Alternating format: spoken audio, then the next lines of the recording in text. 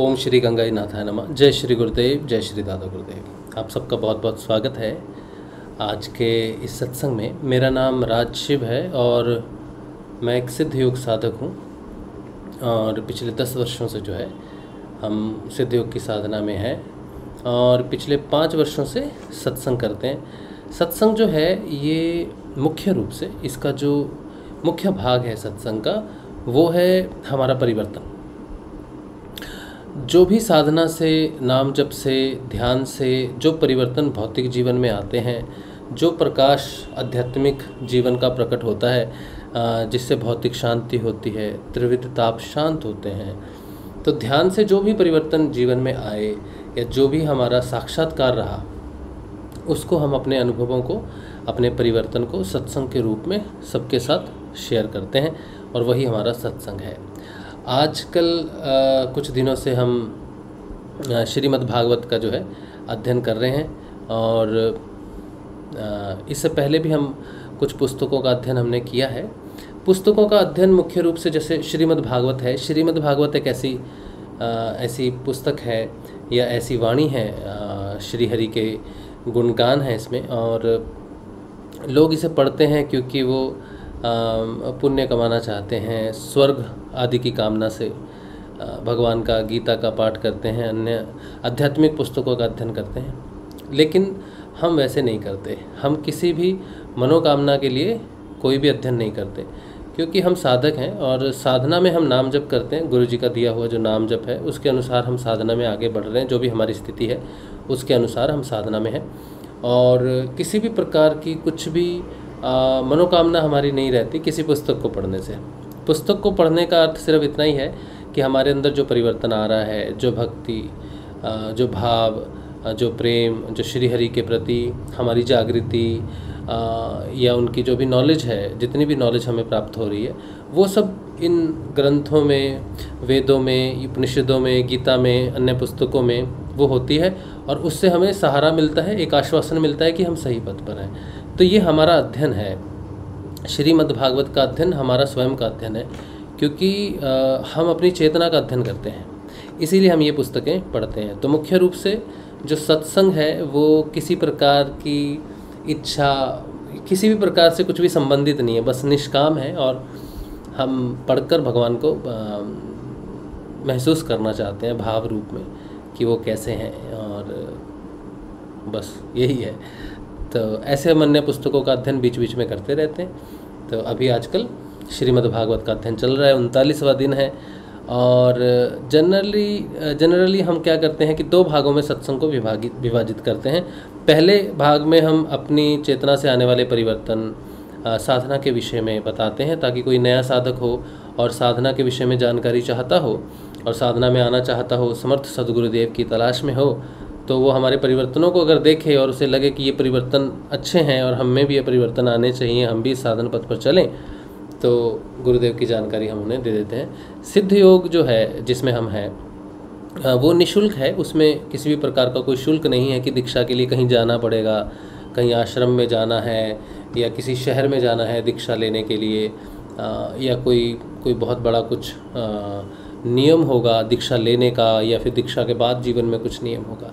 तो ये जो दीक्षा है सिद्ध योग की दीक्षा, ये अंतिम दीक्षा कहलाती है। इसके बाद किसी भी दीक्षा की ज़रूरत नहीं पड़ती है। इससे पहले अगर किसी व्यक्ति ने कोई दीक्षा ली है तो लोगों के मन में भ्रम होता है कि हमने दीक्षा ली है, हम दूसरी दीक्षा कैसे लेते हैं। तो दीक्षा आप कोई भी ले लो, दीक्षा संसार में किसी की भी ले लो, उससे फ़र्क नहीं पड़ता है, उससे जीवन में परिवर्तन नहीं आता। दीक्षा लेने से कुछ नहीं होता है। दीक्षा लेने के बाद गुरु के प्रति समर्पण, उनका दिया नाम जप और उनके प्रति एक निष्ठ भाव से रहना और उनकी आज्ञा का पालन करना, तभी जीवन में परिवर्तन आते हैं। जैसा परिवर्तन गुरु देता है या जिस पथ पर गुरु चलाता है तब उसमें परिवर्तन आते हैं। तो इसमें कोई बाधा नहीं है या इसमें कोई प्रॉब्लम नहीं है कि आपने पहले दीक्षा ली है और अब आप दीक्षा नहीं ले सकते हैं।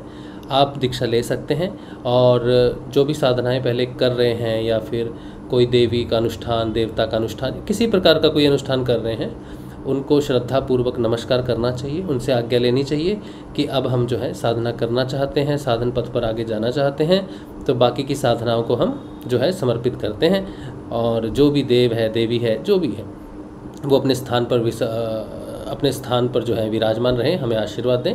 कि हम गुरु के अच्छे शिष्य बने और साधन पथ पर आगे चलें।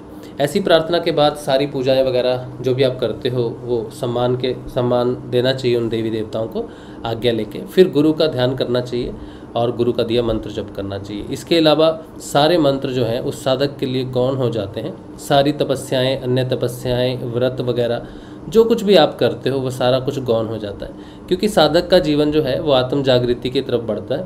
आत्मा को जानना ही साधक का लक्ष्य है, और जब आत्मा को हम जानते हैं तो आत्मा जो है उसका जो स्वरूप है वो किसी गुण से नहीं बंधा हुआ है या किसी स्वरूप से नहीं बंधा हुआ है।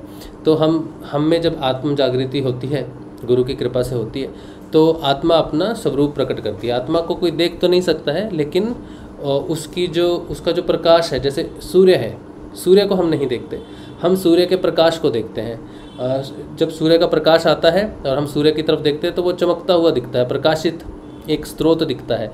इसी तरह से आत्मा नहीं दिखती, लेकिन आत्मा का जो प्रकाश है वो ज़रूर महसूस होता है जीवन में। और वो प्रकाश कोई सफ़ेद प्रकाश कहता है, कोई पीला प्रकाश, कोई नीला, कोई जामुनी कहता है, वो इस तरह का प्रकाश नहीं है। ये प्रकाश तो आपकी चेतना के अनुरूप या आपकी स्थिति के अनुरूप कुछ नाड़ियों के प्रति, कुछ नाड़ियों का खुलना या नाड़ियों में वो प्रकाश होना, वो उस चीज़ को बता सकता है। लेकिन जो आत्मा का जो प्रकाश है उसका कोई रंग नहीं है, उसे देख नहीं सकते, लेकिन वो पूरा जीवन बदलता है। वो प्रकाश स्थायी है, शाश्वत है, सनातन है, और उसे सत्य कहते हैं। सत्य ही आत्मा का प्रकाश है। जिसके अंदर सत्य रूपी प्रकाश हो जाता है उसके अंदर आत्मा जागृत हो जाती है। यही वो सत्य है जो हमारे पूरे जीवन को बदल देता है। यही वो सत्य रूपी प्रकाश है जो त्रिविध तापों को शांत करता है और हमें जानकारी देता है कि भौतिक जीवन क्या है, भौतिक जीवन में आने वाले दुख सुख क्या है, शरीर क्या है, हमारे संबंध जो परिवार है या फिर हमारे रिश्ते नाते हैं या पूरे संसार में जिस तरह से हम जुड़े हैं वो क्या है, उसकी जो सच्ची पहचान है वो क्या है। हमारा मन जो इच्छाएं ग्रस्त रहता है, जो हमारे कर्म प्रारब्ध के अधीन रहकर हमें कर्म फल का भोग करवाता है, उसका ज्ञान होता है, कर्म का ज्ञान होता है।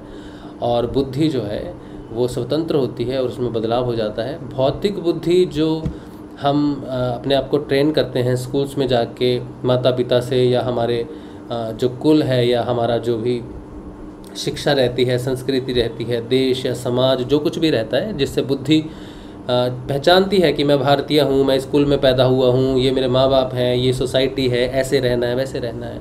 तो इसकी एक सीमा है, कोई ज़्यादा बुद्धिमान होता है, कोई कम बुद्धिमान होता है। लेकिन जब आध्यात्मिक प्रकाश बुद्धि पर पड़ने लग जाता है तो ये सारी चीज़ें भी गौण हो जाती हैं, क्योंकि आत्मरूपी जो प्रकाश है, सत्य रूपी जो प्रकाश है, वह बुद्धि को एक ऐसी नई रोशनी देता है या ऐसा प्रकाश देता है जिससे उसकी बुद्धि जो है वो शांत, निर्मल हो जाती है और सही और गलत के निर्णय के जगह पर वो सत्य के आधार पर निर्णय लेना शुरू करता है व्यक्ति, जिससे उसका जीवन जो है वो सही दिशा में बहने लगता है और वो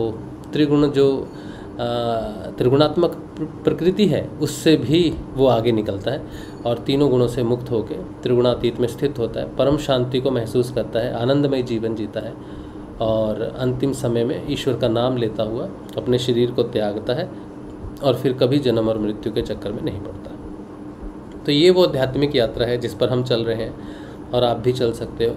और इस पर चलाने वाले जो गुरु होते हैं उनको समर्थ होना बहुत ज़रूरी है, क्योंकि गुरु कई प्रकार के होते हैं। गुरु होते हैं जो दिशा देते हैं, गुरु होते हैं जो सद्गति देते हैं या फिर सत्कर्म करने की शिक्षा देते हैं, और समर्थ सद्गुरुदेव होते हैं जो आपकी चेतना को किसी भी गहराई में अगर आप डूबे हुए हो, किसी भी चेतना का चाहे कितना भी पतन क्यों ना हो गया हो, अगर गुरु की शरण हो जाया जाए, गुरु को प्रणाम किया जाए, गुरु को नमस्कार किया जाए कि हे गुरुदेव आप हमें बचाओ और हमारी चेतना का विकास जो है वो आध्यात्मिक दिशा में करो, तो गुरु अगर समर्थ है तो आपकी चेतना को कहीं से भी उठाकर वो ऊर्ध्व गति दे सकता है और सदैव के लिए आपकी चेतना को स्वतंत्र आत्म स्वरूप में स्थापित कर सकता है, प्रतिष्ठित कर सकता है। तो समर्थ सद्गुरुदेव का होना आध्यात्मिक यात्रा के लिए बहुत अनिवार्य है। समर्थ सद्गुरुदेव के दो स्वरूप होते हैं। पहला उसका जो शरीर के रूप में जब हम उसका ध्यान करते हैं तो वो सगुण साकार रूप में होता है, इसीलिए उसका ध्यान किया जाता है। गुरु कभी भी कोई साधारण मनुष्य नहीं है, गुरु का ध्यान किसी मनुष्य का ध्यान नहीं है। गुरु का ध्यान उसके उस स्वरूप का ध्यान है जो त्रिगुणातीत है, जो पूर्ण रूप से इनलाइटन हो चुका है, चेतन हो चुका है, और वो एक प्रबुद्ध शरीर है, और उसे देखकर उसका ध्यान करते हैं, क्योंकि वो सगुण संसार में उसकी पहचान है, प्रकृति माया में उसकी पहचान है। तो माया रूपी जो कष्ट हैं वो जानते हैं कि आप किसका ध्यान कर रहे हो, किसकी शरण में हो। तो वो एक आइडेंटिटी है, जैसे हमारी एक आइडेंटिटी है। तो आज्ञा चक्र तक जो यात्रा होती है वो गुरु भगवान के सगुण साकार स्वरूप में होती है। उनका ध्यान किया जाता है, क्योंकि ध्यान का एकमात्र जो लक्ष्य है या तत्व है वो है आत्मा। आत्मा के सिवाय किसी भी चीज़ का ध्यान नहीं करना चाहिए, लेकिन हम आत्मा को देख नहीं सकते और सत्य रूपी प्रकाश को भी हम ध्यान में नहीं ला सकते। इसीलिए गुरु को शिष्य की आत्मा माना जाता है, क्योंकि गुरु ही है जो शिष्य की आत्मा को जगाता है।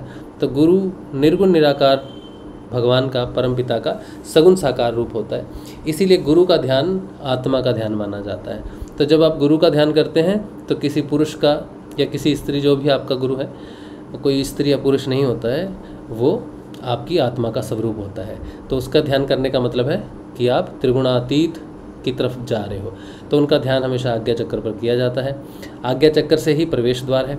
बहुत लोग सोचते हैं कि आज्ञा चक्र है, त्रिनेत्र है, दिव्य दृष्टि है, ये सब लेयर में होता है। जैसे प्याज आपने देखा होगा ना, प्याज की लेयर होती है ना, ऊपर की लेयर है, फिर अंदर में लेयर होती है। जैसे बंदा गोभी है, बंदा गोभी में जैसे लेयर होती हैं, वैसे ही हमारे शरीर की भी लेयर्स हैं, जो 7 लेयर्स में हमारा शरीर बना हुआ है।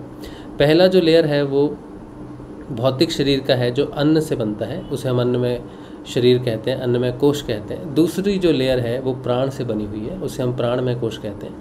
तीसरी जो लेयर है वो मन से बनी हुई है, उसे हम मनोमय कोश कहते हैं। चौथी जो लेयर है वो विज्ञान रूपी है, जिसे बुद्धि का स्वरूप देते हैं, उसे विज्ञानमय कोश कहते हैं। पांचवी जो लेयर है उसे आनंदात्मक कहते हैं, आनंद स्वरूप कहते हैं, तो आनंदमय कोश उसको कहते हैं। और छठी जो लेयर है उसे हम चित्तात्मक कहते हैं, या फिर उसे कहते हैं चित्तमय कोश। और सातवीं जो लेयर है उसे हम कहते हैं सत्यमय कोश। सत्य से जो जागृत होती है, जब आत्मा जागृत होती है तो ये जो प्रकाश है, ये जो कोश है, ये जागृत हो जाता है, और सत्य का प्रकाश फिर सभी कोशों पर पड़ता है। और जो भी माया के आवरण हैं या माया के कोश हैं, वो धीरे धीरे उस प्रकाश से लय हो जाते हैं और सिर्फ सत्य स्वरूप ही बचता है।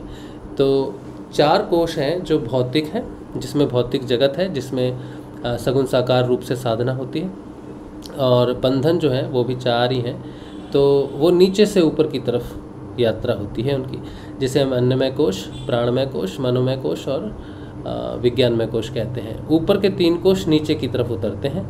अन्नमय विज्ञानमय कोश से आनंदमय कोश में जाना हठ है, हठ से जाया जा सकता है। लेकिन अगर सहज रूप से हम इन कोशों को तोड़ते हैं या इन कोशों को खोलते हैं, तो नीचे से 3 कोश और फिर ऊपर से सत्य, चित्त और आनंद, सच्चिदानंद जिसे हम बोलते हैं, तो वो डिसेंडिंग है। ऊपर के 3 कोश जो हैं वो डिसेंडिंग सत्ता के कारण, योग के कारण आपके खुलेंगे।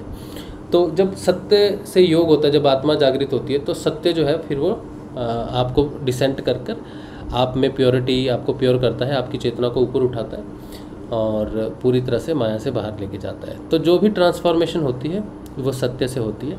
तो जो ट्रांसफॉर्मेशन करता है उसे हम सत्य की चेतना कहते हैं, और गुरु जो है वो सत्य की चेतना है, और उन्हें ही हम अन्य भाषा में या जो ऋषि अरविंद हुए उनकी भाषा में अगर हम सत्य की चेतना को कुछ कहें तो हम उसे अधिमानसिक देव कहते हैं। और अधिमानसिक देव की अलग तरह से व्याख्या आती है, लेकिन हमने अपने गुरु को देखा है कि वो स्वयं स्थिर हैं, शाश्वत हैं, सनातन हैं, और वो हम में परिवर्तन करते हैं, स्वयं अपरिवर्तित रहते हैं। यही सत्य की विशेषता है। सत्य सब कुछ परिवर्तित करता है, लेकिन स्वयं अपरिवर्तनीय है। और अधिमानसिक देव की जो व्याख्या आती है, जो डेफिनेशन आती है, वो ये कि वो एक ब्रिज की तरह काम करते हैं, कि मन और अति मन में के बीच में जो संयोग है, जो ब्रिज है, जो सेतु है, वो अधिमानसिक देव है, जो मन से अति मन की तरफ लेके जाता है, और फिर अति मन का भगवान श्री हरि से योग होता है, और फिर उसका रूपांतरण जो है वो दिव्यता में होता है। तो आने वाली जो मनुष्य जाति है, वो उनका विकास जो है वो अति मन तक है, और अति मन से फिर दिव्य परिवर्तन जो है वो मनुष्य जाति में होगा। अभी तक जितने भी परिवर्तन हुए हैं वो असेंडिंग ऑर्डर में हुए हैं, नीचे से ऊपर उठे और फिर ऊपर से ऊपर ब्रह्मरंध्र से होते हुए वो शरीर को छोड़कर चले जाते हैं। लेकिन अभी का जो परिवर्तन है, जिस साधना में हम हैं, जिस योग में हम हैं, या जिस समय काल में हम रहते हैं, ये समय काल सिर्फ असेंडिंग का नहीं है बल्कि मानव जाति के परिवर्तन का है। और मानव जाति का जिस तरह से क्रमिक विकास होता रहा है, उसी तरह से अगले क्रम विकास में मनुष्य जो है वो अपना अंतिम क्रम विकास को प्राप्त करेगा, जिसमें उसकी पूर्णता होगी। इस शरीर की जो शक्तियाँ हैं वो जागृत होंगी और शरीर जो है वो दिव्य रूप से परिवर्तित हो जाएगा। तो महर्षि अरविंदो की वाणी में अगर कहें तो उन्होंने कहा है कि आगामी मानव जाति जो है वो दिव्य शरीर धारण करेगी। तो दिव्य शरीर धारण करने के लिए पहले आपको स्वयं को उठाना पड़ेगा, चेतना से योग में प्रवेश करना पड़ेगा। और पहले आप जिन आसक्तियों में हैं या गुणात्मक वृत्तियों में हैं, उन गुणात्मक वृत्तियों से आप हटेंगे, दूर जाएंगे, परे जाएंगे या निवृत्त होंगे, फिर वहाँ से आपका रूपांतरण जो है दिव्यता में होगा। फिर वो भी डिसेंडिंग मार्ग है, क्योंकि जो रूपांतरण होगा वो पहले ऊपर मन में होता है। मन का जो भी रूपांतरण है वो प्राण में उतरता है, प्राण का रूपांतरण शरीर में उतरता है। तो अंतिम ट्रांसफॉर्मेशन जब होगा, जब योग जब सिद्ध हो जाएगा, पूर्ण हो जाएगा, तब आपका शरीर जो है वो दिव्य शरीर होगा।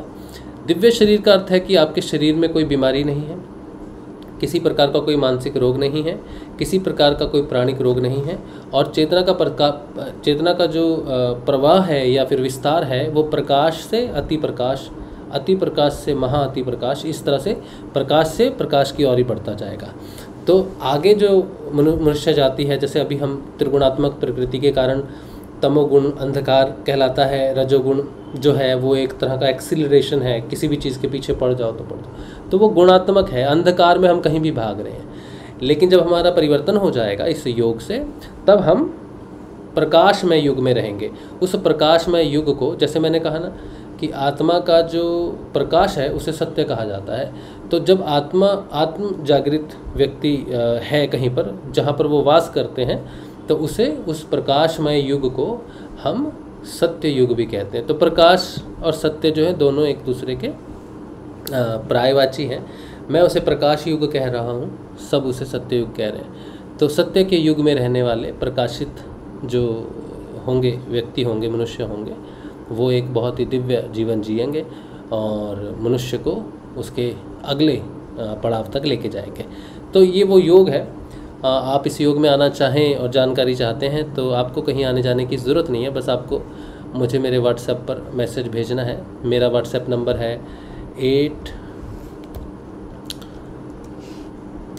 8777211139। मेरा नाम राज शिव है। मैं आपको जानकारी आपके व्हाट्सएप पे भेज दूंगा। उसमें कुछ गुरुजी के वीडियो रहते हैं, छोटे छोटे 3 वीडियो हैं, जिसमें गुरुजी दिव्य मंत्र बताते हैं जिसका आपको मानसिक जप करना होता है। और गुरुजी का एक बड़ा वीडियो है जिसमें गुरुजी दीक्षा का प्रोग्राम जब करते थे वो रिकॉर्डेड है। और फिर 2-3 वीडियोस मेरे हैं, जिसमें एक वीडियो में कुंडलिनी साधना है, क्योंकि इस साधना में ये जो साधना है सिद्ध योग की साधना है, इसमें सिर्फ आपको नाम जप करना है। बाकी जो कुछ भी परिवर्तन आप में आते हैं क्रियात्मक योग से और गुणात्मक योग से, वो सारे के सारे गुरु की कृपा से आते हैं। तो गुरु का ध्यान करते और नाम जपते ही आपकी कुंडलिनी जागृत हो जाएगी और वो स्वयं आपको योग करवाएगी। तो कुंडलिनी योग क्या है? लोग बहुत डरते हैं कुंडलिनी से। तो मैंने एक वीडियो बनाया है जिसमें मैंने कुंडलिनी योग की थोड़ी व्याख्या की है कि ग्रस्त जीवन में रहकर हम कुंडलिनी योग में प्रवेश कर सकते हैं अगर हमारे पास समर्थ सद्गुरुदेव हैं तो डरने का कोई विषय नहीं है। तो उसके ऊपर में एक विस्तार से एक वीडियो है, तो आप वो सुनेंगे, उसका लिंक मैं आपको दे दूँगा। और ये जो योग है, जिस योग की हमने अभी तक बात की है, ये सिद्ध योग है। ये गुरु शिष्य परंपरा में चलता है। जो गुरु का होता है वो शिष्य को प्राप्त होता है। शिष्य को अन्य साधनाएं नहीं करनी पड़ती, सिर्फ गुरु का दिया मंत्र जप और ध्यान करना पड़ता है। जो कुछ गुरु का होता है वो सब कुछ उसे प्राप्त होता है। ये जो मार्ग है, ये जो पंथ है जिसे हम सिद्ध योग कहते हैं, ये आई पंथ है, माँ का पंथ है। और ये भगवान शिव से शुरू होता है। माँ पार्वती को जब उन्होंने दिव्य ज्ञान दिया तो वो मच्छिंद्रनाथ जी ने सुना, मच्छिंद्रनाथ जी से गोरखनाथ जी तक आया।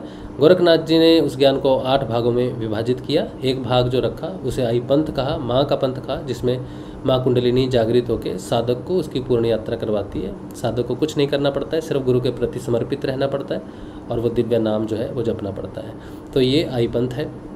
और इस पर भी एक वीडियो है, अगर आप खोजना चाहें तो मिल जाएगा आपको। तो इस तरह से हम एक और वीडियो है जिसमें हम मंत्र के बारे में बताते हैं कि मंत्र जो आप जप रहे हो वो क्या मंत्र है, उसमें क्या चीज़ है। राधा और कृष्ण के मंत्र में बीज मंत्र है, नाम है, बीज क्या करता है, नाम क्या करता है। एक जो गुरु मंत्र देते हैं उसमें बीज और नाम दोनों क्यों हैं। तो बीज जो है वो आध्यात्मिक उन्नति की तरफ बढ़ाता है और नाम जो है संसारिक सुख देता है। तो राधा कृष्ण तत्व है। और उसका एक PDF भी देता हूँ जिसमें 8 पेजेस हैं, वो भी आप पढ़ सकते हो जानकारी के लिए। इसके अलावा ध्यान कैसे करना है उसकी विधि रहती है, एक पैम्फलेट रहता है गुरु जी का ध्यान करने का, और थोड़ी बहुत जानकारी ऐसे रहती है। तो ये सारी इन्फॉर्मेशन मैं आपको भेजता हूँ, बिल्कुल निःशुल्क है। और आप सिद्धयोग में आइए, और किसी प्रकार का भी कोई भी ताप हो, किसी ने आप पर कोई काला जादू, अभी किसी ने पूछा था कि हम पर कोई क्रिया कर रहा है या हम पर कोई प्रभाव कर रहा है, ज़्यादा लोग इसी चीज़ से डरे हुए हैं। तो आप इसमें आइए, नाम जपेंगे, गुरु का ध्यान करेंगे, तो जो भी किसी ने भी कुछ किया हुआ है वो जो ताप है, दैविक ताप है, वो नष्ट हो जाएगा और आप स्वतंत्र हो जाएंगे। इसके अलावा आपका कोई शारीरिक ताप है, मानसिक ताप है, भौतिक ताप है, आध्यात्मिक ताप है, तो वो सारे ताप जो हैं वो नष्ट हो जाएंगे गुरु के ध्यान से।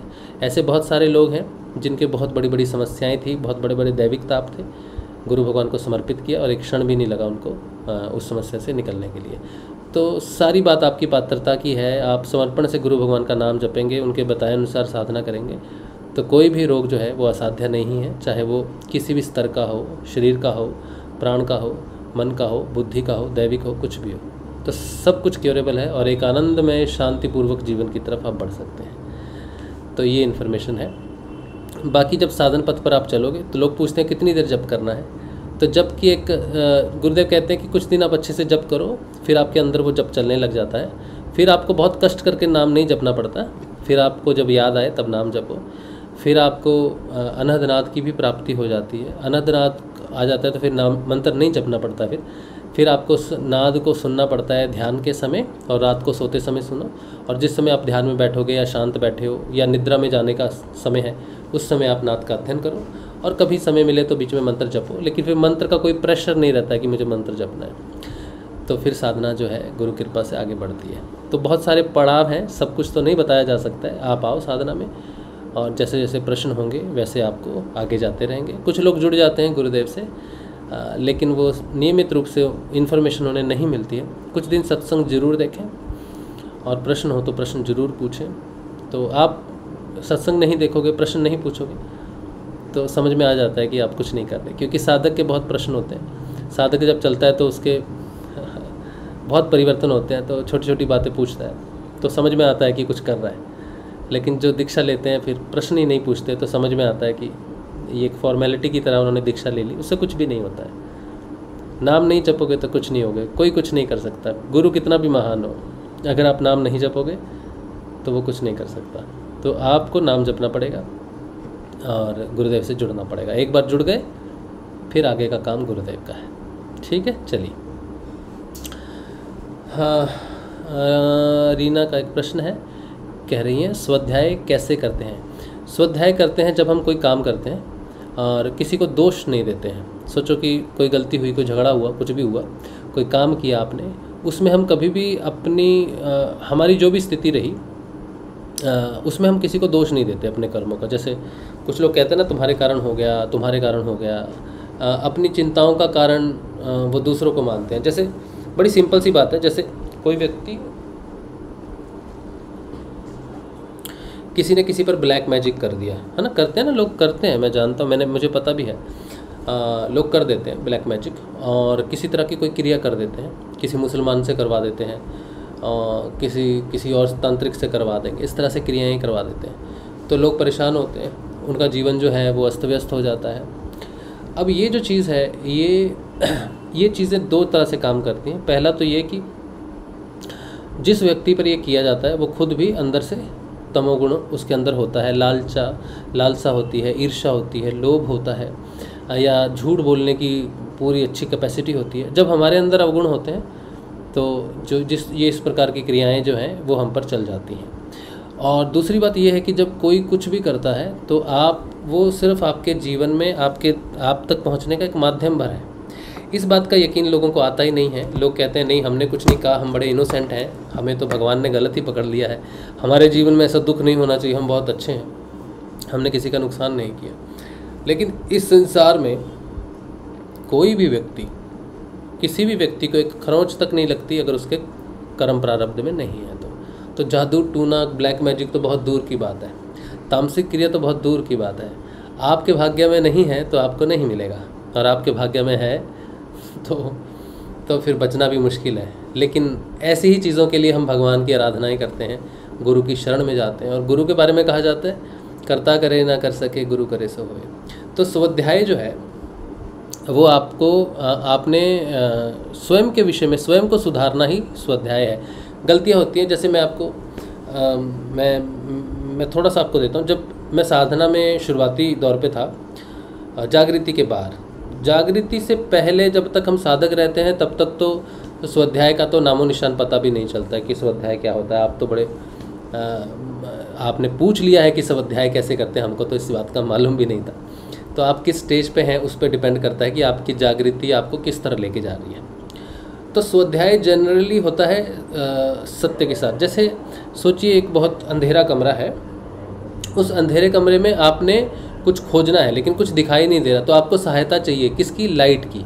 तो आप टॉर्च लेके जाएंगे या फिर बत्ती जलाएंगे ना, लाइट जलाएंगे, तो आप खोज लेंगे वो चीज़ क्या है। तो इसी तरह से हमारे अंदर जब हम कोई कर्म करते हैं, झगड़े में फंस जाते हैं, वासनाओं में फंस जाते हैं, लोभ लालच में फंस जाते हैं, तो वो अंधकार है, हम देख नहीं पाते कि हमारी गलती है कहीं से भी। तो हमें स्वाध्याय करने के लिए, जानने के लिए कि गलती हमारी कहाँ है, हम कैसे अपने आप को सुधारें कि अगली बार ऐसा ना हो, तो हमारे अंदर कुछ ऐसा होना चाहिए जिससे हम स्वाध्याय करें। तो स्वाध्याय करने की जो रोशनी है जिसमें स्वाध्याय किया जाता है वो है सत्य। तो व्यक्ति अगर ये सोचे कि मैं सही था, वो गलत था, तो स्वाध्याय नहीं हो सकता है। व्यक्ति अगर अपने आप को ना सोचे कि मैं उस सिचुएशन में सही था या गलत था, जब सही और गलत का त्याग किया जाता है और सत्य को रखा जाता है कि सत्य के हिसाब से, जब व्यक्ति को अब सत्य यूज़ करना आना चाहिए। अब इसको हम बता तो नहीं सकते सत्य को कैसे प्रयोग में लाते हैं, वो तो जब जागृत हो जाता है तब समझ में आने लग जाता है कि कैसे उसका प्रयोग करना है। तो सत्य से स्वाध्याय होता है। इसीलिए मैं हमेशा कहता हूँ कि सत्संग में आप बैठो। अभी आप सत्संग में बैठे हो ना, तो ये जो बात मैं अभी बोल रहा हूँ ये आपको लगेगा आपके लिए है, तब आप उस पर अध्ययन करेंगे, आप बात सुनेंगे, तब आप उस समय स्वाध्याय कर सकते हैं। सत्संग में बैठ के आप स्वाध्याय कर सकते हैं। सत्संग में आप अपना अध्ययन करेंगे जब आपको लगेगा कि क्या था, ऐसी सिचुएशन थी तो मैंने क्या किया, कैसे किया। तो जब मेरा प्रारंभिक था वो चेतना के बाद का समय जो था, तो मुझे क्रोध बहुत बढ़ गया। बढ़ते हैं साधक के, क्योंकि साक्षात्कार से ही तो हम आगे बढ़ते हैं ना। तो क्रोध बढ़ गया, तो क्रोध में हम इन्वॉल्व भी हो जाते थे, झगड़ा भी हो जाता था। उसने ऊंची आवाज़ में बोला, मैंने भी बोला, लेकिन सडनली क्या होता था, वो जो सत्य है, रूपी प्रकाश है, वो अचानक कहता, वो दिखा देता था कि तुम झगड़ रहे हो, तुम इस समय झगड़ा कर रहे हो, तुम इस समय क्रोध में हो। इसकी जानकारी हो जाती है। अब हमारा अहम होता है जो कहता है अभी तो क्रोध है, मैं जानता हूँ सब कुछ है, लेकिन अभी मैं चुप नहीं हो सकता, क्योंकि अगर मैं चुप हुआ तो ये आदमी मेरे पे चढ़ जाएगा और फिर मुझे और भी हो सकता कि पीट दे या कुछ भी मेरा नुकसान करे। तो मैं इस समय डर नहीं सकता, इसीलिए मुझे इस समय क्रोध बनाए रखना है। तो और दूसरी स्थिति ये रहती है कि जब आपको लगता है कि आप किसी पर गुस्सा हो रहे हो और आप उस समय देखते हो कि उसी समय जब प्रकट होता है कि तुम गुस्सा कर रहे हो, इसमें कुछ भी नहीं है, तो इंसिडेंटल है, कोई इंसिडेंट हो गया है, उस पर आप कंट्रोल नहीं कर सकते हो, तो शांत हो जाओ, चुप हो जाओ। और स्वाध्याय जो है हमें चुप करवा देता है, शांत करवा देता है, क्रोध पर पानी का काम करता है। तो सिचुएशन के हिसाब से आप उस समय स्वयं को देखते हैं कि इसका कोई और सोल्यूशन भी हो सकता है जिसमें शांति हो। दूसरा व्यक्ति कभी स्वाध्याय नहीं करेगा। एक बार हम अभी रिसेंटली ये तीन साढ़े तीन महीने की बात है, हम एक गाड़ी में थे, कार में थे, और वो कार के पीछे में एक बाइक था। बाइक वाला जो है वो शराब लेने आया था और गाड़ी बैक कर रहा था ड्राइवर, और उसको लगने ही वाली थी, गाड़ी लगी नहीं थी, तो वो बहुत चिल्लाया, बहुत ज़ोर से, बहुत गालियाँ देने लग गया। तो मैं तो पैसेंजर था, तो ड्राइवर बाहर आके वो भी बोलने लगा, भाई क्या हुआ है, ऐसे ऐसे हुआ। तो थोड़ी देर हम सुनते रहे कि भाई चिल्ला रहा है बहुत। तो मैं बाहर निकला, मैंने कहा भैया क्या हुआ है, तो बोले ये वो चिल्ला के बात कर रहा था। तो मैंने कहा चिल्ला तो अब ठीक रहे हो, लेकिन आप शांति से बताओ क्या है क्या नहीं है। तो उस समय जब मैं उससे बात कर रहा था, मैं उसको समझा नहीं रहा था, मतलब मैं ये नहीं कि मैं उसे कंसोल कर रहा हूँ या दोनों की प्रॉब्लम को सुलझा रहा हूँ या समझा रहा हूँ, उस वैसा कोई भाव नहीं था मेरे में। मैं स्वयं को देख रहा था कि अगर ऐसी सिचुएशन पड़ती है तो मुझे कैसा बिहेव करना चाहिए। मैं अगर ऐसी सिचुएशन में फंस जाता हूँ या मैं कहीं ऐसी सिचुएशन में हूँ जहाँ मुझे कोई संधि करवानी पड़ रही है, तो मैं स्वयं को किस रूप में देखूं या कैसे मुझे बात करनी चाहिए। उस पर मेरी बात का क्या असर हो रहा है इसका मेरा कंसर्न नहीं था। झगड़ा कम हो जाएगा इसका भी मुझे कंसर्न नहीं था, और ना ही मैं कोई बड़ा बनना चाहता हूँ उन दोनों के झगड़े को सुलझा के।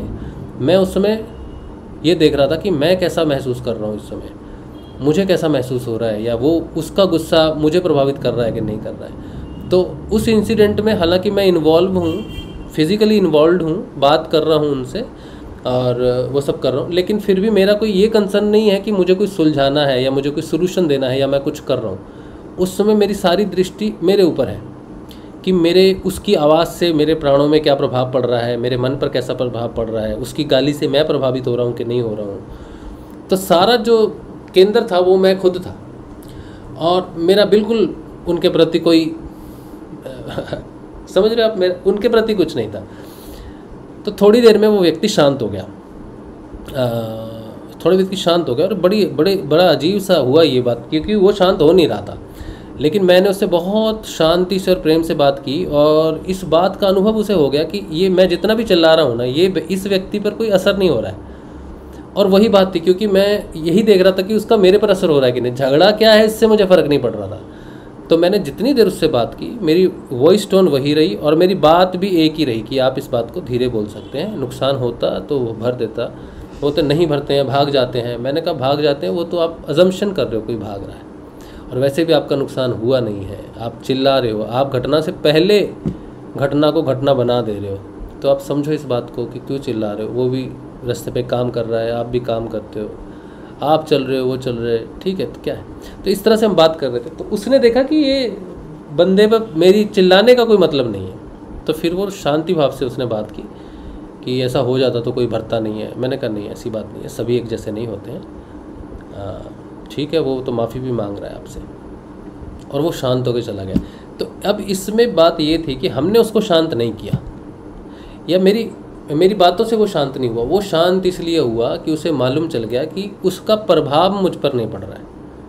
हम अपना प्रभाव उस पर डाल नहीं रहे हैं, हम उसको कुछ भी दे नहीं रहे हैं, लेकिन हम उससे कुछ ले भी नहीं रहे हैं। हम अपनी बात रख रहे हैं, शांति से रख रहे हैं, सहजता से रख रहे हैं, और उसकी कोई क्रिया या उसकी आवाज़ हम पर प्रभाव नहीं डाल रही है। तो ये एक तरह का स्वाध्याय है जहाँ पर उससे मालूम चल गया कि जब व्यक्ति प्रभावहीन हो जाएंगे आपके सामने तो वो चुप हो जाएंगे। तो आपको अपनी स्थिति को नहीं खोना है, तो कॉन्टिन्यूसली अपनी तरफ देखना और अपने इमोशंस को देखना, अपने चीज़ों को देखना ही स्वाध्याय है। किसी भी सिचुएशन में आप महान नहीं बन सकते, आप तारणहार नहीं बन सकते, आप उद्धारकर्ता नहीं बन सकते, आप विशेष नहीं हो सकते, या आप कोई सॉल्यूशन देने वाले नहीं हो सकते, समस्याओं को सुलझाने वाले नहीं हो सकते, क्योंकि आपकी अपनी बड़ी समस्याएं हैं। तो हम सिर्फ ये देखेंगे अपनी तरफ कि हमारी कोई समस्या इस सिचुएशन में ऊपर आ रही है कि नहीं आ रही है, बस उसे देखना ही स्वाध्याय है। मैं तो ऐसे ही करता हूँ हमेशा।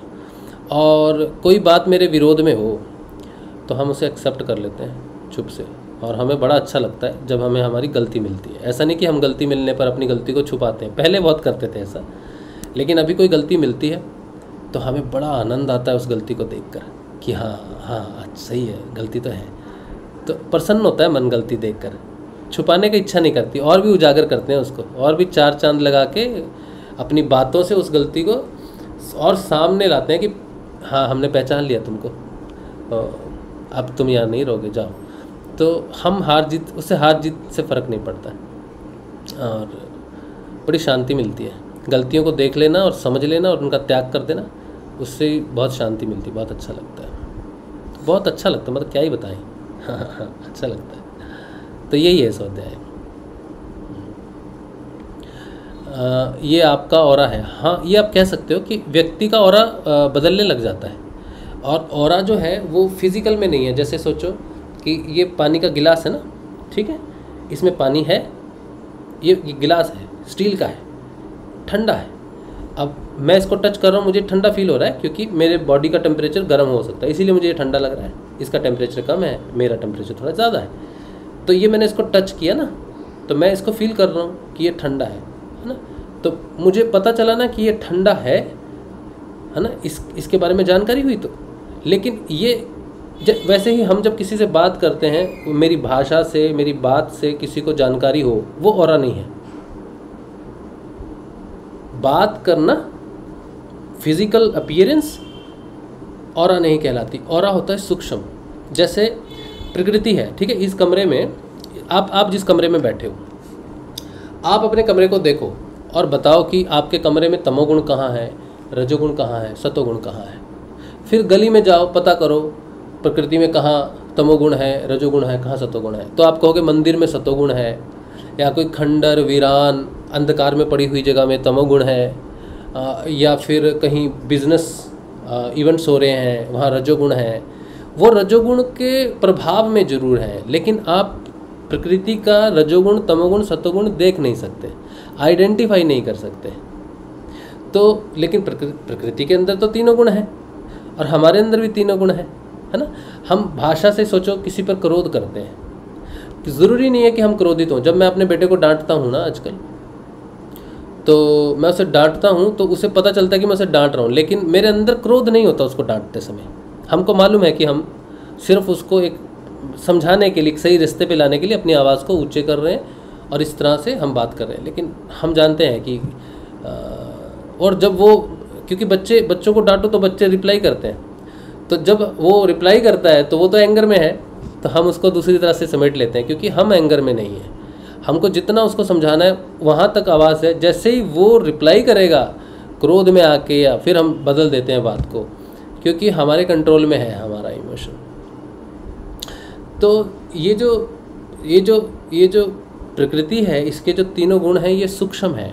हमारा ऑरा जो है वो फिजिकल बॉडी से नहीं है, हमारी वार्तालाप से नहीं है कि हम कितना शुद्ध, साफ और अच्छे शब्दों को बोल रहे हैं, इससे नहीं होता। ऑरा इससे नहीं बनता, क्योंकि अगर सिर्फ फिजिकल अपीयरेंस और बात करने से ऑरा होता, तो जब रावण माता सीता का हरण करने आया, तो वो जो शक्ति थी लक्ष्मण की, उसे वो भेद नहीं सका, उसे वो नहीं टच कर सका, लेकिन माँ सीता उसको भेद कर चली गई। तो फिजिकलिटी से ऑरा नहीं है, किसी की प्रेजेंस से ऑरा नहीं है, किसी के अंदर भावात्मक या उसके जो अंदर शांति है, वो प्रकृति के साथ कनेक्ट होती है।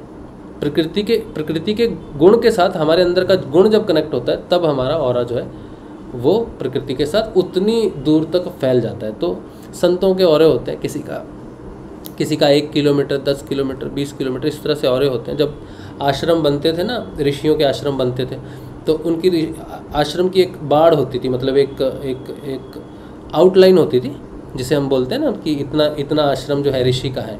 तो उससे बाहर कोई अभद्र भाषा करे या कोई अहिंसा रूप में रहे, लेकिन जैसे ही उसके एरिया में आएगा वो शांत हो जाता है।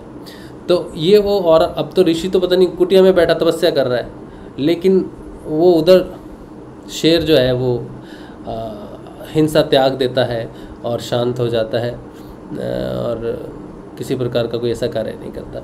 तो ऑरा जो है वो शांत रह के भी प्रकट होता है। जैसे बुद्ध तो बात ही नहीं करते, वो तो शांत होते हैं। लोग आते हैं, बकवास करते हैं, गालियाँ देते हैं, सब कुछ करते हैं, चले जाते हैं, घर में जाके परेशान होते हैं, फिर आते हैं, फिर माफ़ी मांगते हैं। तो ऑरा शब्दों से, शरीर से और फिजिकलिटी से संबंधित नहीं है। आप कैसा भी, कितने भी अच्छे बनो, कोई गोबर में लिपटा हुआ पड़ा है, लेकिन अगर वो अंदर से स्वच्छ है ना, तो आप उसके पास जाते ही शांत हो जाओगे। तो आंतरिक है शांति। और ऑरा भी जो है वो प्रकृति में तब फैलता है जब हम अंदर से प्रकृति से कनेक्ट होते हैं। कुछ लोगों को एलर्जी होती है ना, अब कोई व्यक्ति बारिश में भीग रहा है, उसे बड़ा आनंद आ रहा है, और दूसरा व्यक्ति बारिश की हल्की सी बूंद में भीग जाए तो उसको एलर्जी हो जाती है। अब शरीर तो दोनों ही एक हैं, लेकिन प्रकृति से सूक्ष्म रूप से वो कनेक्टेड हैं हम सब, और एलर्जी ऐसे काम करती है, सूक्ष्म रूप से काम करती है एलर्जी, और शरीर पर बाद में प्रभावित होती है।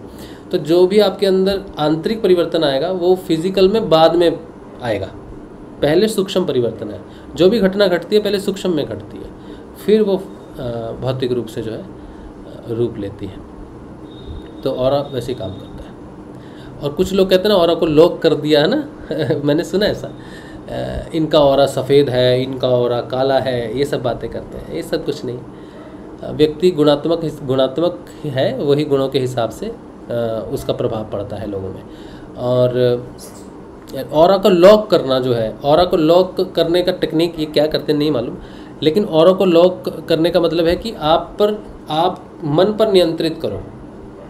जैसे मैंने कहा ना कि लड़ाई हो रही है, आप उस लड़ाई में देख रहे हो कि आप पर प्रभाव पड़ रहा है कि नहीं, तो आप एंट्री नहीं देते किसी के भाव को अपने ऊपर प्रभावित होने के लिए एंट्री नहीं देते।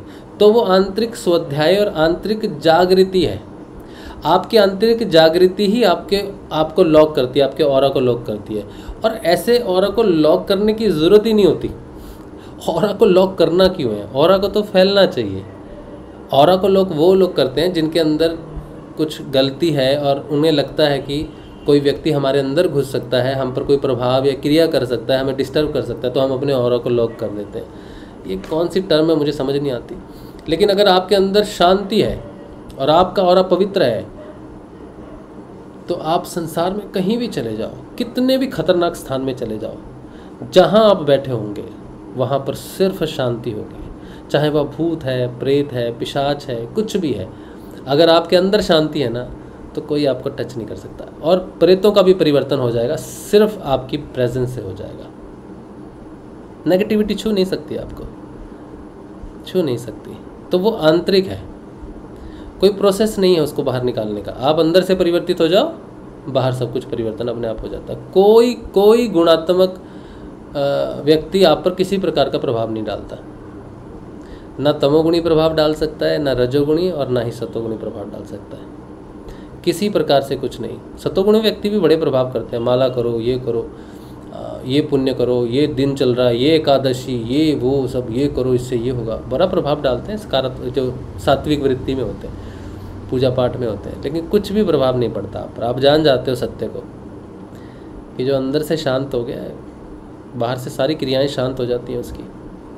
फिर वो बात करता है या फिर व्यवहार में रहता है सिर्फ इसलिए कि उसको रहना ज़रूरी है, बस इसलिए। चलिए, तो संजीव शर्मा कह रहे सतगुरु की पहचान कैसे करें? सतगुरु की पहचान तो हम नहीं करते, कर भी नहीं सकते। सतगुरु की पहचान हम अगर सतगुरु को चाहते हैं तो हम सच्चे रह सकते हैं अपने प्रति। एक दिन मेरी बात हो रही थी, अभी कल मेरी बात हो रही थी मेरी वाइफ से। उसने मुझे कहा कि मैं गोलोक में नहीं मानता। मद्भागवत में कहीं गोलोक का वर्णन आया है, होगा भी, पता नहीं मुझे। गुरुदेव ने भी कहा है कि गोलोक है, लेकिन मैं नहीं मानता। मुझे नहीं लगता कि कोई गोलोक है। और मैं इसलिए नहीं मानता क्योंकि मैं एक खोजी हूँ, मैं खोज कर रहा हूँ। मुझे जानकारी हो सकती है कि कोई गोलोक है, कोई सत्यलोक है, कोई तपलोक है।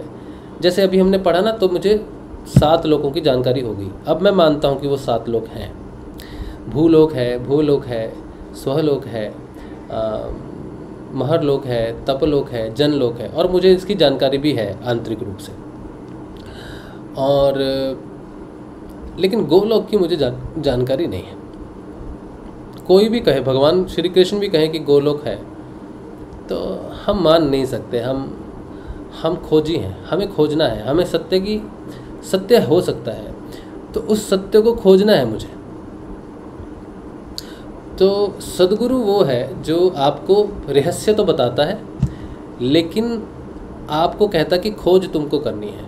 मैं तुम्हें बता सकता हूँ इस पथ पर चलकर, मैं तुम्हें लक्ष्य दिखा सकता हूँ, लेकिन मेरे दिखा देने से तुम्हें लक्ष्य प्राप्त नहीं होता। तुम्हें उस रास्ते पर चलकर उस लक्ष्य को जानना है, पाना है, तब मेरी गवाही देनी है कि मेरा गुरु सत्य है। तो सतगुरु की गवाही उसके शिष्य देते हैं। और जब भी किसी सतगुरु को ढूंढना हो तो शिष्यों को ढूंढना चाहिए, शिष्यों का परिवर्तन देखना चाहिए। और जिस शिष्य में जैसा परिवर्तन लगे, अब शिष्य भी कई प्रकार के होते हैं लेकिन अगर एक भी शिष्य जो है वो दिख जाए तो समझो कि गुरु में क्षमता है। तो हमारे गुरुदेव, मैं इसीलिए अपनी चेतना का प्रसार करता हूँ या अपने परिवर्तनों का प्रसार करता हूँ। बहुत लोग जुड़ते हैं और जब भी वो पूछते हैं कि ऐसे है तो हम उनको गुरुदेव की जानकारी दे देते हैं। तो हम सतगुरु को नहीं ढूंढ सकते, हमें सिर्फ बदलाव को ढूंढ सकते हैं कि कहाँ बदलाव हो रहा है। ऐसी बड़ी संस्थाएं हैं जहाँ पर बड़े बड़े नाम हैं, ऊंचे ऊंचे नाम हैं, लेकिन एक भी शिष्य नहीं है, एक भी शिष्य नहीं है जो योग में प्रवेश किया हो। मैं तो बड़े गर्व से इस बात को कहता हूँ, अहंकार वाले गर्व से नहीं कहता, ये एक प्राउड वाला है कि मुझे अपने गुरुदेव पे बड़ा बड़ा गर्व है इस बात का कि उन्होंने मुझे योग दिया है। तो मैं दुनिया को खुल के बोल रहा हूँ, खुल के बोलता हूँ। लोग परेशान हो जाते हैं मेरी बात सुन के, सत्य सत्य की रट लगाई हुई है, क्या है सत्य, क्या हमको तो नहीं मालूम। तो हमने बोला मालूम तो तब चलेगा ना जब तुम योग में प्रवेश करोगे। योग क्या है, क्या तुम्हारी अकेले की ही आत्मा जागृत हुई है? हमको तो रोज़ सुनने में मिलता है, हमको तो रोज़ सुनने में मिलता है तुम्हारी अकेले की आत्मा जागृत हुई है, बाकियों की नहीं हुई है, तुम्हारा ही विरोध है। तो हमने कहा जो सत्य है वो तो है, अब हम क्या करें, हम क्या करें? जो हमें जो चेतना मिली है हम उसके अनुसार ही बात कर रहे हैं, और हम झूठ नहीं बोल रहे। मैं अपने आप को धोखा नहीं दूंगा। तो अब आपके सामने ही है, मैं तो खुला ही तो बोलता हूँ। मुझे मेरी कोई गलती लगती है तो हम सुधार लेते हैं उसको, हम गलती को लपेट के लंबा नहीं करते, क्योंकि पता है वो मेरा ही नुकसान करेगी। गलती जहर की तरह है, जो हम छुपाते हैं तो खुद ही जहर को खाते हैं, तो हम नहीं खाते। हम जो देखेंगे और हमें जिसका ज्ञान हो जाएगा, जिसका साक्षात्कार हो जाएगा, हम मान लेंगे है। तो गोलोक की हम खोज कर रहे हैं, हमने सुना है गोलोक है, और कृष्ण भगवान के साथ गाय रहती है। गाय कौन है ये हमको ज्ञान हो गया है कि गाय कौन है, लेकिन उसका एक लोक है, वो हमको मालूम है कि ये जो लोक है, ये जो पृथ्वी लोक है, ये गाय लोक हो सकता है। अभी लोग कहते हैं गाय लोक में ये है वो है, लेकिन हमको तो लग रहा है पृथ्वी ही गाय लोक है। ये हमारी भावना है। अब हमें खोज करनी है कि पृथ्वी ही गाय के स्वरूप में रहती है, तो ये पृथ्वी लोक है। अगर गाय को भागवत में कहा गया है कि वो पृथ्वी का स्वरूप है गाय के रूप में, तो उसका लोक तो यही है। तो पृथ्वी लोक की तो गाय लोक हुई ना, गोलोक हुआ ना। तो भगवान श्री कृष्ण यहाँ आते हैं और उच्चतम विकास में लेयर्स में है सब कुछ चीज़ें भौतिकता में है, कुछ सूक्ष्म में है। इस तरह से सारे लोक जो हैं वो इसी धरती के ऊपर में है, बस लेयरबद्ध हैं। आपको एक लेयर हटा के अपनी चेतना को लेके जाना है और आपको वो लोक मिल जाएगा। तो हम ऐसा मानते हैं। लेकिन यहाँ से अलग किसी ब्रह्मांड में जाना है, कुछ जाना है, वो चीज़ें हमको हजम नहीं होती। जब हम देखेंगे तब हम बताएंगे, जब तक हम नहीं देखेंगे तब तक हमारे लिए एक ही लोक है, और वो है पृथ्वी लोक। और हम गुरुजी ने कहा है तो वो हमारे लिए खोज का विषय है, लेकिन हम उस पर अंधभक्तों की तरह विश्वास नहीं करेंगे, हम तो खोज करेंगे। हमने अगर कहा है कि मेरे गुरुदेव सत्य की आत्मा है, तो हमने खोज की है और हमने उनको पाया है कि वो सत्य की आत्मा है। और हमने खोज की है कि गुरुदेव जो हैं वो परिवर्तन कर सकते हैं और सारे संसार में कर सकते हैं, वो कल्कि हो सकते हैं। इसीलिए मैं मानता हूँ कि वो कल्कि, उनमें कल्कि वाला गुण है, सारी समाज को परिवर्तन करने का, एक नया युग प्रारंभ करने की शक्ति है। और अवतार ये जो युग बदलता है, तो गुरुदेव में वो शक्ति है कि वो युग बदल सकते हैं। इसीलिए वो कल्कि हैं, मेरे लिए वो है। बाकी कोई और कल्कि आएगा वो मुझे पता नहीं। तो मैं अपने अनुभव को, अपने बदलाव को ही सत्य मानता हूँ, बस। अच्छा, गोलोक वैकुंठ को कहते हैं। अब वैकुंठ क्या है? हमको मालूम नहीं है वैकुंठ लोक का। हमें सत्यलोक तक की जानकारी है कि सत्यलोक कहाँ है, और वो चेतना के आधार पर है सब कुछ। नर्क कहाँ है, स्वर्ग कहाँ है, इसकी हमें थोड़ी सी जानकारी ज़रूर है। तो लेकिन ये जो लोक हैं वैकुंठ, ये सब हमको मालूम नहीं। और हम कही हुई बातों पर, कहीं भी लिखी हो, शास्त्रों में भी लिखी हो, तो भी हमको खोज करनी है। शास्त्रों में लिखी है उसको हम एक लक्ष्य बना सकते हैं कि शास्त्रों में लिखी है तो होनी चाहिए, लेकिन हम खोज करेंगे कि शास्त्रों में जो लिखा है वो किस चेतना से लिखा हुआ है। भगवान श्री हरि का एक श्लोक है ना गीता में, यदा यदा हि धर्मस्य ग्लानिर्भवति भारत अभ्युत्थानम धर्मस्य तदात्मानं सृजाम्यहम्। सारे संसार के लोग जो इसकी व्याख्या करते हैं वो करते हैं कि भगवान धर्म को स्थापित करने के लिए प्रकट होते हैं, जन्म लेते हैं। लेकिन हम इस श्लोक को हम मानते नहीं कि भगवान जन्म लेते हैं। हम मानते हैं कि भगवान का ये श्लोक आंतरिक रूप से साधक के लिए है, और भगवान जब भी प्रकट होते हैं वो आंतरिक रूप से आत्मा के रूप में प्रकट होते हैं। मेरी आत्मा का जागृत होना ही भगवान श्री कृष्ण का अवतरण है मेरे हृदय में। इस श्लोक को मैं अपनी आत्मा को जगाने वाला मानता हूँ। आत्मा के जग जाने के बाद जो परिवर्तन आते हैं उसमें मानता हूँ। मैं मानता ही नहीं कि बाहर भगवान का कोई अवतार होता है। बाहर तो भगवान एक फिजिकल रूप, एक बॉडी को जरूर प्रिपेयर करते हैं और उसमें वास करके एक मार्गदर्शन करते हैं भौतिक लेवल पे, ये सही बात है। लेकिन मैं भगवान श्री कृष्ण से कैसे मिलूँ? मैं कैसे जाऊँ द्वापर में भगवान को जानने के लिए, गीता का जो ज्ञान है वो लेने के लिए कैसे जाऊँ? तो भगवान को यहीं आना पड़ेगा कलयुग में। लेकिन कैसे आएंगे? मेरे हृदय में आएंगे, मेरे हृदय में जन्म लेंगे और मुझे वो ज्ञान देंगे जो उन्होंने अर्जुन को दिया, तो मुझे भी मिलेगा, लेकिन मेरे हृदय से मिलेगा। तो मेरे लिए कृष्ण जो है वो मेरे हृदय में उतरेंगे, लेकिन भौतिक रूप में एक लीला के लिए ज़रूर आते हैं, ये मैं मानता हूँ, ठीक है। लेकिन वो उनका असली वो वैसा वो अवतार नहीं है जिसका वो गीता में वर्णन करते हैं। अर्जुन को भी यही बात कहते हैं। अर्जुन जब कहता है कि दिखाइए अपना विराट स्वरूप, तो वो विराट स्वरूप दिखाते हैं और अर्जुन देखता है तो आंखें मलता है ऐसे करके, कुछ तो नहीं दिख रहा। तो बोलते कैसे, इस आंखों से नहीं देख सकता, दिव्य दृष्टि दूंगा तुझे, सत्य की दृष्टि दूंगा जिससे तू सत्य को देख सके। तब अर्जुन उनका विराट स्वरूप देखता है। और गुरु भगवान ने भी यही कहा है कि ये पूरा संसार जो है भगवान का विराट स्वरूप है। और भागवत में भी यही लिखा है कि ये संसार ही भगवान का विराट स्वरूप है। तो बातों को लिखना और बातों को समझना अलग चीज़ है। हर शब्द में शक्ति होती है। जब तक वो शक्ति जागृत नहीं होती, शब्द का रहस्य खुलता नहीं। इसी तरह से मंत्र में भी शक्ति होती है गुरु की। जब तक गुरु अंदर आत्मरूप में प्रकट नहीं होता, मंत्र का रहस्य खुलता नहीं है। तो हमने जो जाना है हम वही बोलते हैं। जो पढ़ा है उसमें उसको हम लक्ष्य बना सकते हैं, क्योंकि वो किसी ऐसे पुरुष ने, ऋषि ने या ग्रंथों ने या ब्रह्म ने कहा है, तो हम उसको सत्य का लक्ष्य बना सकते हैं। लेकिन उसको सत्य मान लेना ये मेरी बुद्धि स्वीकार नहीं करती है। तो हम खोजी हैं, हम वैज्ञानिक हैं इस संसार में, आध्यात्मिक विज्ञानी हैं, साक्षात्कार को ही सत्य मानते हैं। ठीक है, चलिए आगे चलते हैं।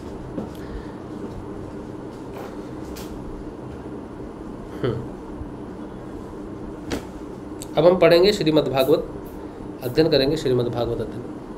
ठीक है, चलिए।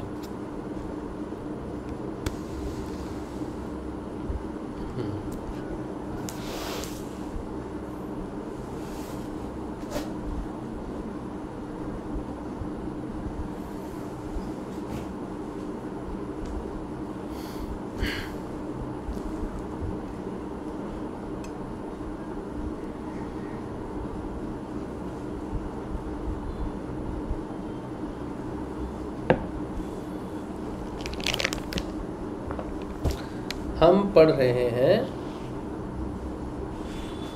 श्रीमद्भागवत श्री शुक सुधा सागर, और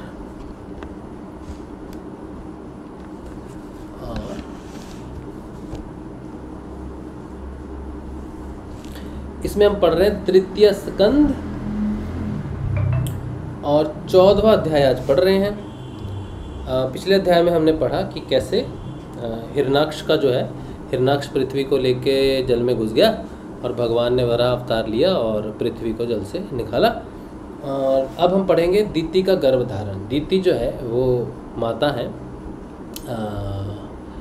इसकी, जय हिरणाक्ष की, हिरण्यकशिपु की, इस तरह से। तो ये पढ़ेंगे आगे। मैं अनुमान लगा रहा हूँ शायद यही होना चाहिए। देखते हैं, पढ़ते हैं। ठीक है, हिरणाक्ष का, हिरण्यकशिपु का जन्म कैसे क्या हुआ। चलिए तो शुरू करते हैं। जय श्री गुरुदेव।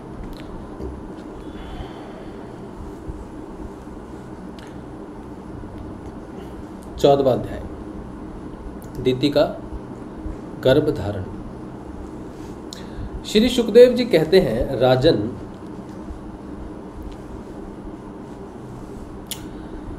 प्रयोजनवश सूकर बने श्री हरि की कथा को मैत्रेय जी के मुख से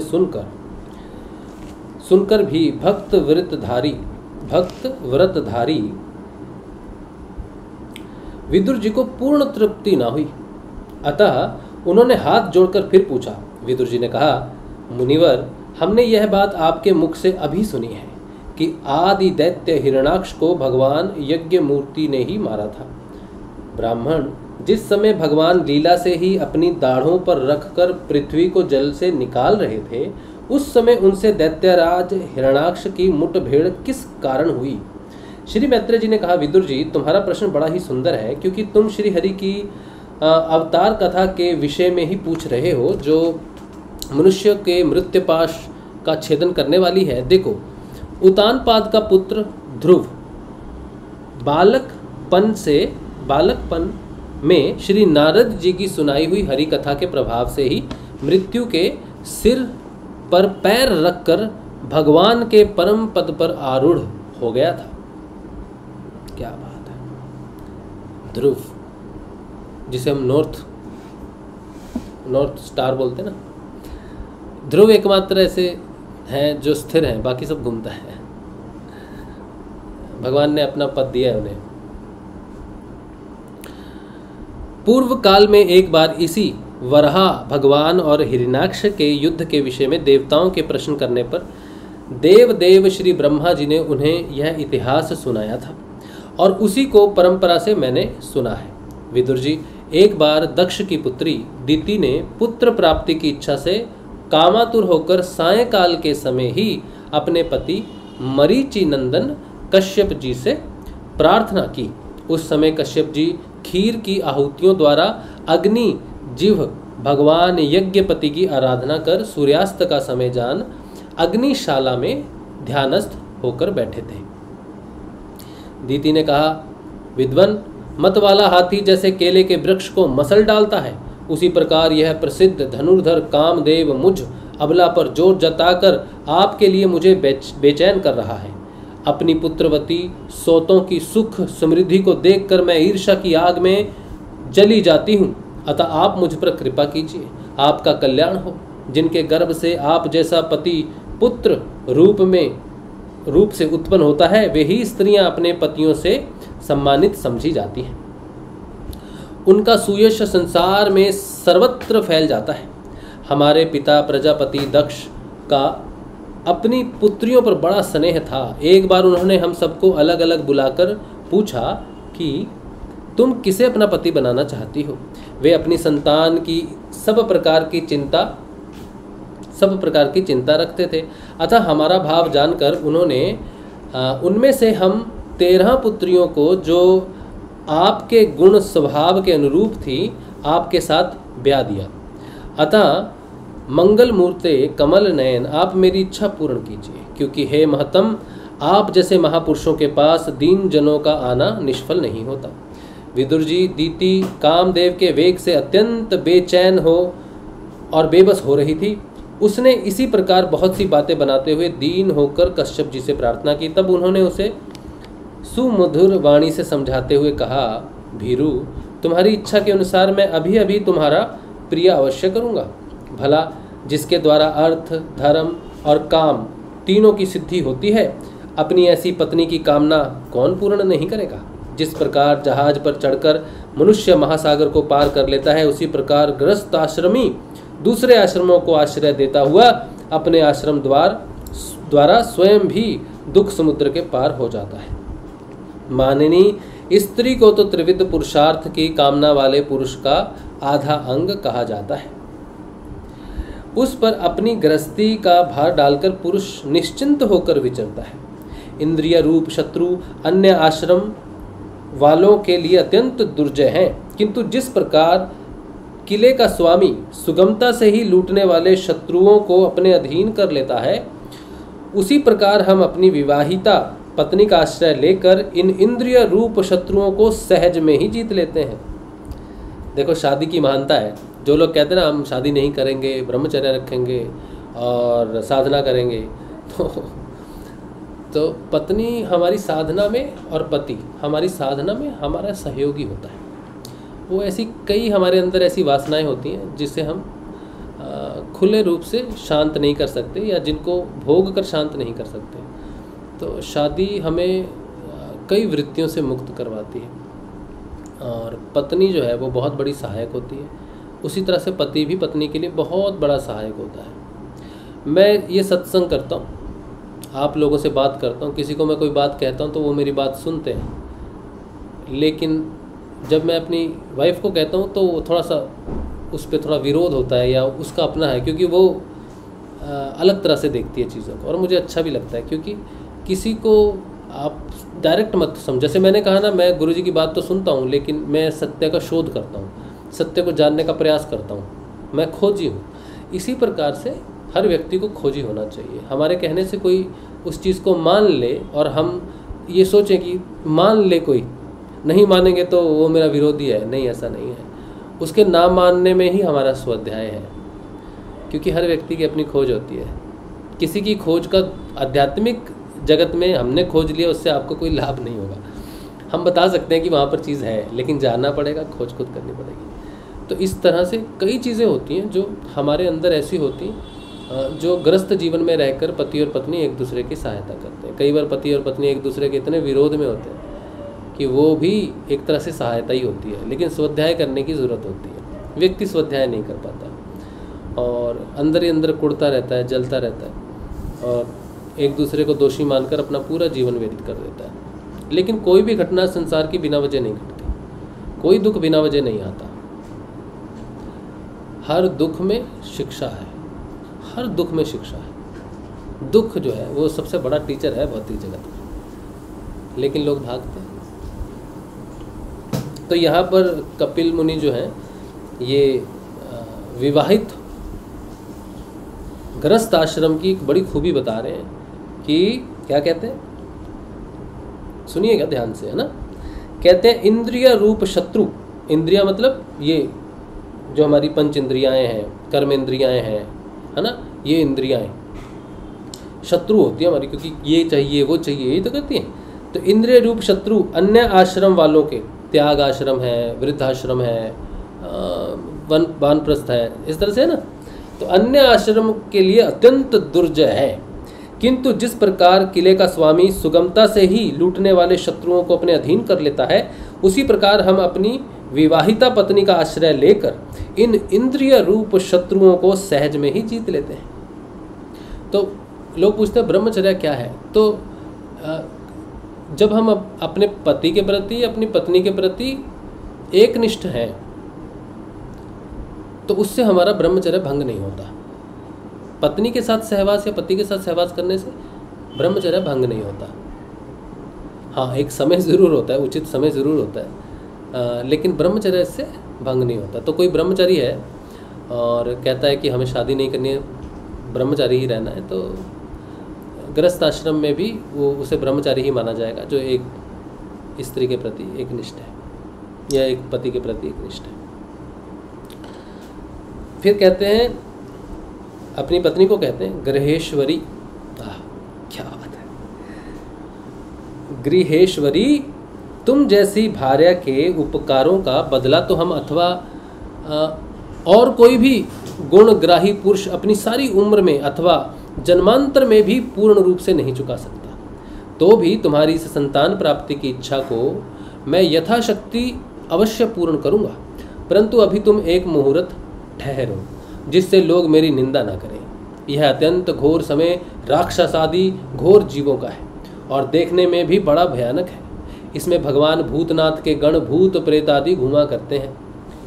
साध्वी, इस संध्या काल में भूत भावन भूतपति भगवान शंकर अपने गण भूत प्रेत आदि को साथ लिए बैल पर चढ़कर विचरा करते हैं, जिनका जटा जूट शमशान भूमि से उठे हुए बवंडर की धूलि से घुसरित होकर दैदीप्यमान हो रहा है, तथा जिनके स्वर्ण कांति में गौर शरीर में भस्म लगी हुई है।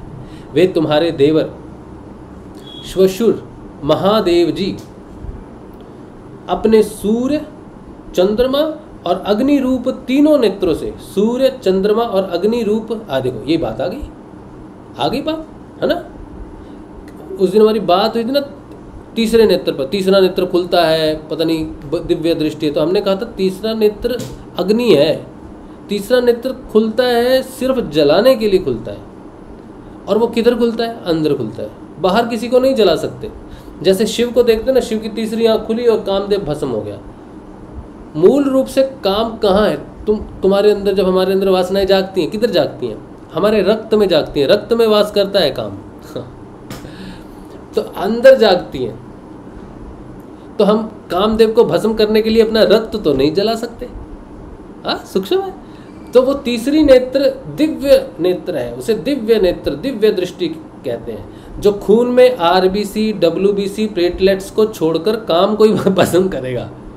इसीलिए वो दिव्य है। वो देख सकता है जहां वो छुपा हुआ है। तो नेत्र जो खुलता है, तीसरा नेत्र, वो अग्नि रूप है और वो हमारी वासनाओं को भस्म करता है। उससे सिर्फ भस्म प्राप्त होती है।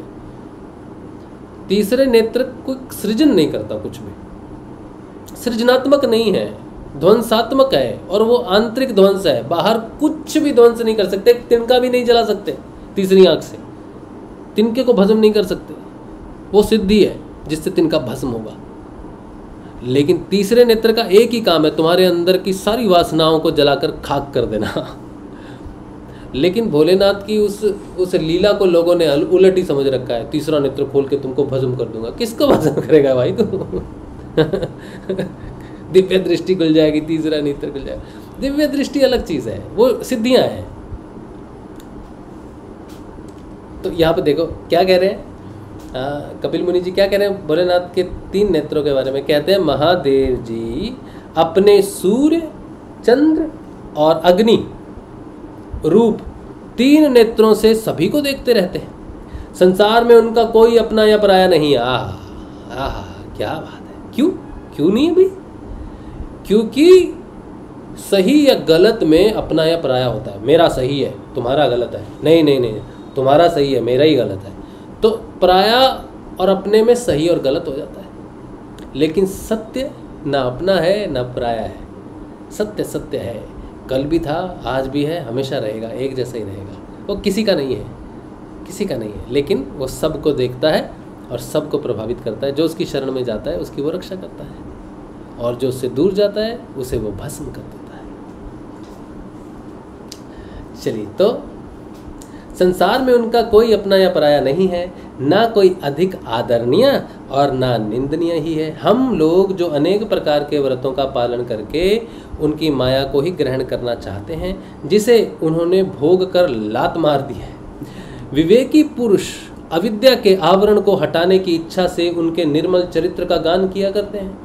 उनसे बढ़कर तो क्या उनके समान भी कोई नहीं है, और उन तक केवल सत्पुरुषों की ही पहुंच है। क्या बात है, क्या बात है। भगवान तक कौन पहुंच सकता है? भोलेनाथ तक सत्पुरुष, यानी कि जो सत्य स्वरूप है वही सत्य तक पहुंच सकते हैं। भोलेनाथ सत्य स्वरूप है। सत्य ही शिव है, शिव ही सुंदर है। क्या बात है। तो उन तक केवल सत्पुरुषों की ही पहुंच है। यह सब होने पर भी वे स्वयं पिशाचों का सा आचरण करते हैं। यह नर शरीर कुत्तों का भोजन है, जो अविवेकी पुरुष आत्मा मानकर वस्त्र, आभूषण, माला और चंदन आदि से इसी को सजाते संवारते रहते हैं। वे अभागे ही आत्मा राम भगवान शंकर के आचरण को हंसते हैं। हाय, भगवान पर हंसते हैं, बोलते भस्म रमाता है, नंगा घूमता है। हाय हाय। वे सारे कौन है? अभागे हैं। क्यों? क्योंकि भगवान शंकर आत्मा राम है। आहा, क्या बात है। अच्छा, हम लोग तो क्या, ब्रह्म आदि लोकपाल भी उन्हीं की बांधी हुई धर्म मर्यादा का पालन करते हैं।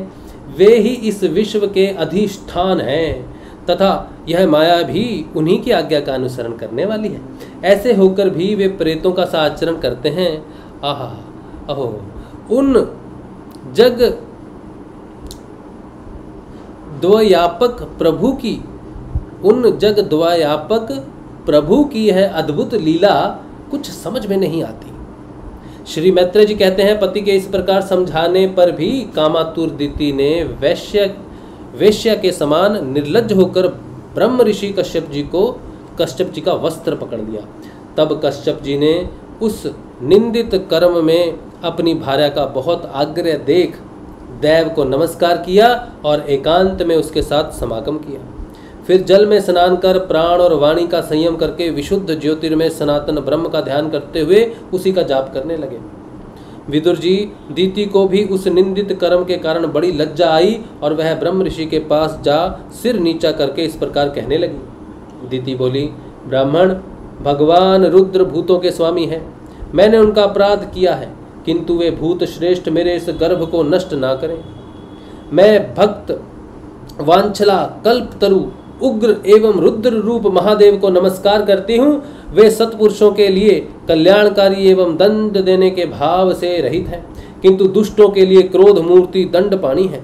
हम स्त्रियों पर तो व्याध भी दया करते हैं, फिर वे सती पति तो मेरे बहनोई और परम कृपालु हैं, अतः वे मुझ पर प्रसन्न हों। श्री मैत्रेय जी ने कहा, विदुर जी, प्रजापति कश्यप ने, और मैं कपिल बोल रहा था गलती से, कश्यप जी, एक जगह मैंने कपिल बोल दी, कपिल मुनि बोल दिया था, कश्यप जी मेरी भूल।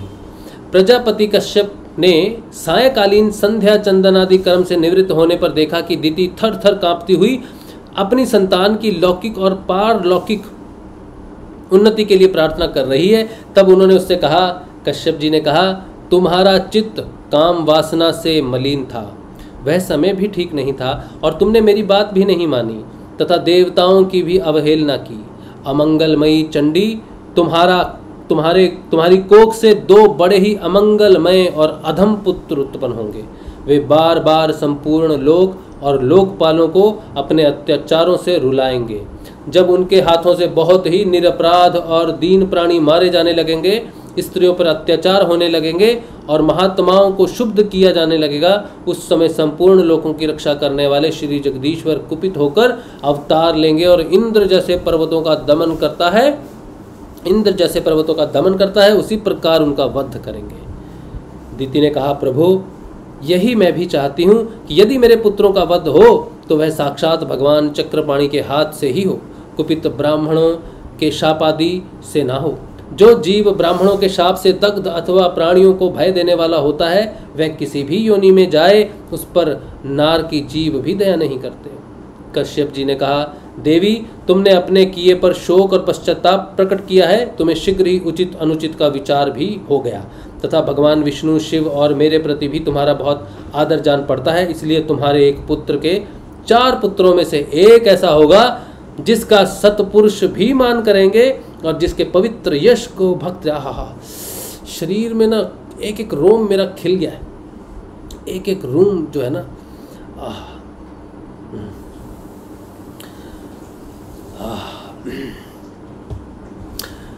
जिसका सत्पुरुष भी मान करेंगे और जिसके पवित्र यश को भक्तजन भगवान के गुणों के साथ गाएंगे। जिस प्रकार खोटे सोने को बार बार तपाकर शुद्ध किया जाता है, उसी प्रकार साधु जन उसके स्वभाव का अनुकरण करने के लिए निर्वैरता आदि उपायों से अपने अंतकरण को शुद्ध करेंगे। जिनकी कृपा से उन्हीं का स्वरूप भूत यह जगत आनंदित होता है, वे स्वयं प्रकाश भगवान भी उसकी अनन्य भक्ति से संतुष्ट हो जाएंगे।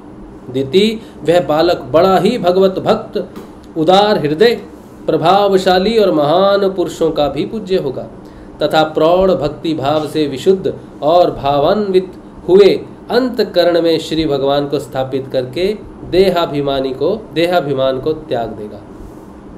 वह विषयों में अनासक्त, शीलवान, गुणों का भंडार तथा दूसरों की समृद्धि में सुख और दुख में दुख मानने वाला होगा। उसका कोई शत्रु ना होगा तथा चंद्रमा जैसे ग्रीष्म ऋतु के ताप को हर लेता है, वैसे ही वह संसार के शोक को शांत करने वाला होगा। जो इस संसार के बाहर भीतर सब और विराजमान हैं, अपने भक्तों की इच्छा अनुसार समय समय पर मंगल विग्रह प्रकट करते हैं और लक्ष्मी रूप लावण्य मूर्ति ललना की भी शोभा बढ़ाने वाले हैं तथा जिनका मुखमंडल झिलमिलाते हुए कुंडलों से सुशोभित है, उन परम पवित्र कमल नयन श्री हरि का तुम्हारे पौत्र को प्रत्यक्ष दर्शन होगा। आय हाय, क्या बात है, क्या बात है।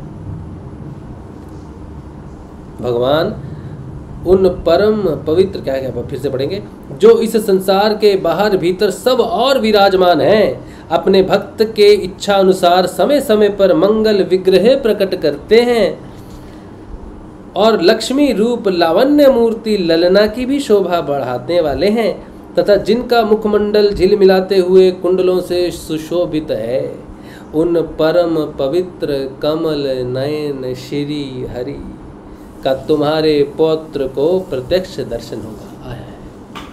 श्री मैत्रेय जी कहते हैं, विदुर जी, दीति ने जब सुना कि मेरा पौत्र भगवान का भक्त होगा तब उसे बड़ा आनंद हुआ तथा यह जानकर कि मेरे पुत्र साक्षात श्री हरि के हाथ से मारे जाएंगे उसे और भी अधिक उत्साह हुआ। 14वां अध्याय संपन्न होता है। 15वां अध्याय शुरू होता है। जय विजय को सनकादि का शाप, ये हम कल पढ़ेंगे। आनंद आ गया, अच्छा लगा ना? मेरा तो रोम रोम खुल गया। आह,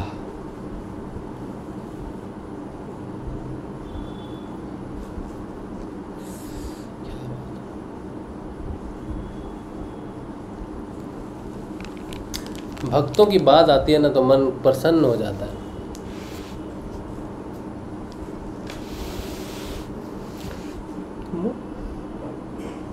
चलिए, तो आज का जो सत्संग है वो श्री गुरुदेव के श्री चरणों में रखते हैं। कल मिलेंगे हम लोग, कल के सत्संग में और कल के ध्यान में शाम को। और जो कोई सहयोग करना चाहे हमारे सत्संग को बढ़ाने के लिए तो ज़रूर करें।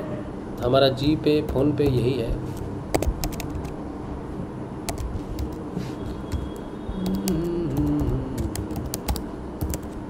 लीजिए, चलिए, तो इसी के साथ जय श्री गुरुदेव, जय श्री दादा गुरुदेव। कल मिलेंगे। जय श्री गुरुदेव जी।